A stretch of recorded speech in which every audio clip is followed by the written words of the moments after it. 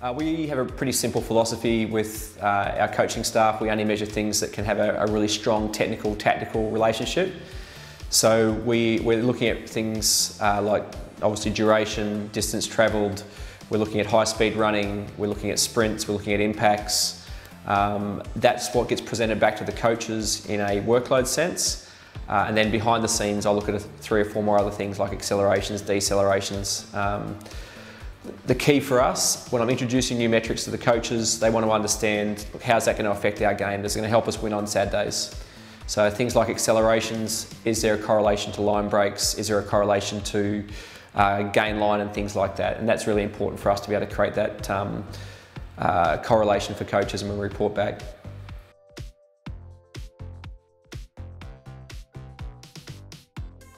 So I guess that in a number of ways, we track our sessions live as we're on the field, and for us that means we can better manage players' workloads. Carrying a squad of 28 or 30 players, there's every opportunity to try and dial back someone's workload if required by switching players out at the right time during drills like clarity drills or team runs where everyone needs exposure anyway. So it's helped us in that regard. It also helps us identify whether they're getting the right type of exposure for high speed running, sprinting and the like, so we can do the extras then and then if we have to. And in unison to that, we also use it for our wellness. So in the mornings we sit around the table at breakfast and we can flag and have good conversations with athletes. And we have a very simple traffic light system, red, orange, green. Being red doesn't mean you're coming out of training. Being green doesn't mean you're necessarily good to go. It becomes a discussion. So if we can get those wellness questions right in the morning, get our load stuff right in the afternoon, it creates a nice dashboard for the coaches to discuss in the evenings. And we're just looking for that relationship of trying to understand what is our absolute numbers for positions that we were trying to hit, and what's our relative numbers for the athletes to have good conversations.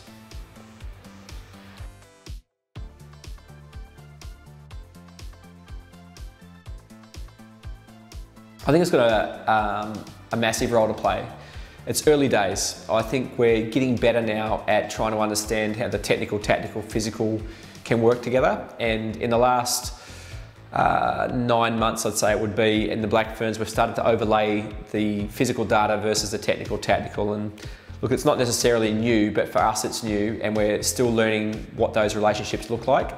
And I think recently we introduced it to the players so they could start to see, if you do accelerate at higher rates, then the chances of making gain line or breaking the line become higher.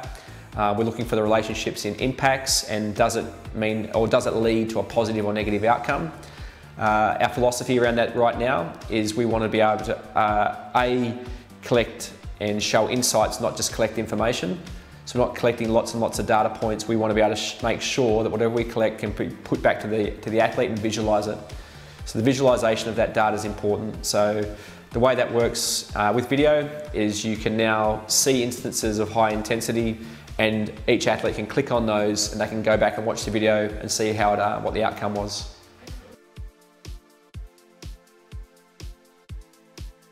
So wellness, there's lots of options in VX to pick. I think it's 16 or 17 questions now. We keep it really simple. We look at muscles, we look at energy, sleep and hydration. The sleep one was always interesting for us. Sleep, because we moved away from measuring just hours to quality. Quality becomes relative to the athlete. Whether they get enough sleep is, it could be 6 hours and they get a great sleep. It could be 8 hours, they get a great sleep, and it's going to change athlete to athlete. More recently, we've added a couple of questions around the sort of more the sports psych pillar. So we're looking at mood and stress. And that's because now we've got a sports psych resource working with the team. And we found it was a good time to introduce it because we'd actually used the information. So we hadn't been collecting in the past because we didn't maybe have the resource, the manpower to properly understand it. But now with Jan coming on board, it's been great to add those 2 questions, and it gives him a conversation starter as well.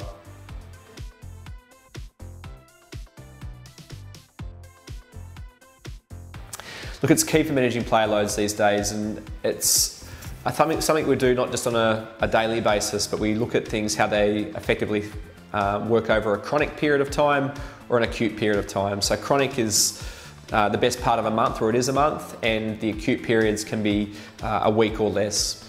And depending whether we're working towards a 4-day turnaround or a 7-day turnaround, we use that to try and run rolling averages across the data to look for patterns. And again, the pattern recognition for us is really important rather than one-off instances.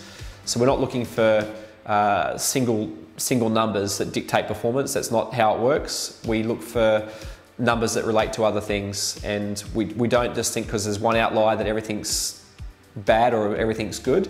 What we're trying to avoid in workload is the big spikes and troughs. We don't want to see our workload sitting up here and the next day bottoming them out. We're looking for consistency, and exposing the athletes to the right types of things for their position becomes critical, and that's where load data has a big role to play.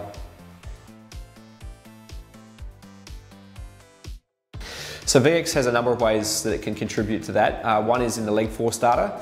So not unbeknownst to the athlete, we tell them we're doing it, but it's a really easy thing to do to wear the unit in the back of their jerseys, and they can do a straight line run, and it can measure leg forces, and that becomes their normal.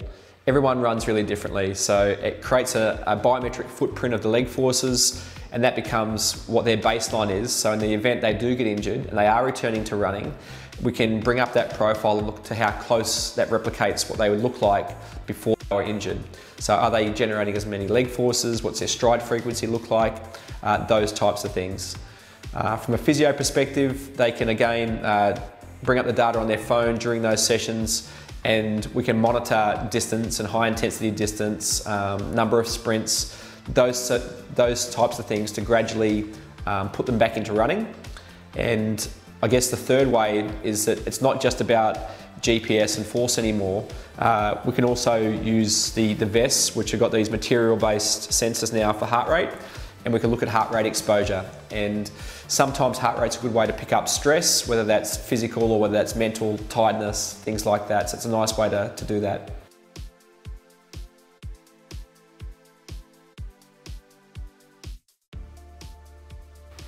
Look, I think live data is important to put into context, and what I mean by that is there's no point running live data unless you've got a resource who can interpret it as we go. So it's a nice to have.